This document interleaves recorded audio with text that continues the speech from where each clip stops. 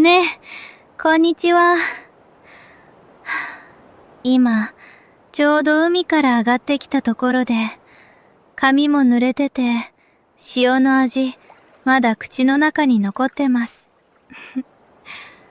自己紹介、しなきゃですね。川龍音です。東京に住んでて、本に囲まれて働いてて、たまにこうやって海に逃げてきます。このポッドキャスト、何かを教えたいわけでも、すごい物語があるわけでもないんですけど、ただ、私が話したくなったことを話していこうと思って。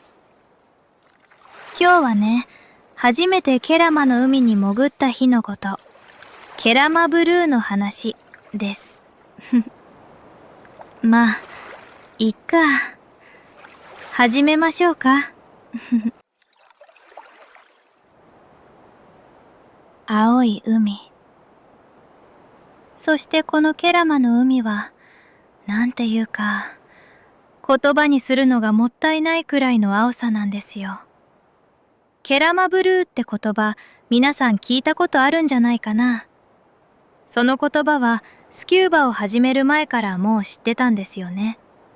写真を見ながらダイビングしない友達と、うわーって一緒に感嘆してたくらいで。でも実際に潜ってみるまでは、その言葉がどれほど正確な表現なのか全然わかってなかった。なんていうか、海の中にいると青って一種類じゃないんだっていうことが本当に実感できるんですよね。水面の下に頭が沈んだあの瞬間が今でも鮮明に覚えてます。最初の1秒、視界がパッと開けた瞬間、光が水面から斜めに棒みたいに差し込んでて、だんだん深く潜っていくと、その光の筋に沿ってパートナーダイバーのマウスピースのそばから小さな気泡がゆっくり上へ登っていって、あ、ここって本当に別の世界なんだって思ったら、胸がどれだけドキドキしてたか。ねえ、私ね、最初に海に潜った時、すごく怖かったんですよ。怖いっていうより、孤独の方が正しいかな。耳に水が入って音が変わる瞬間あるじゃないですか。陸の音が全部遮断されて自分の息の音だけが残るあの瞬間。最初はその静けさが怖かった。自分がすごく小さくて一人でどこにもつながってないみたいな感じがして。でもそれがある瞬間、逆になってたんですよね。なんていうか、今はその静けさがあるからこそちゃんとつながれる気がするんです。誰かの声とか通知の音とか、そういうものが全部消えてから初めて自分の中の声が聞こえてくるような感じ。うまく説明できてるかわからないけど、そういう場所に海がいつの間にかなってたんですよ。私にとって。だから、このポッドキャストを始めたのも、なんていうか、その感覚と似てるような気がするんですよね。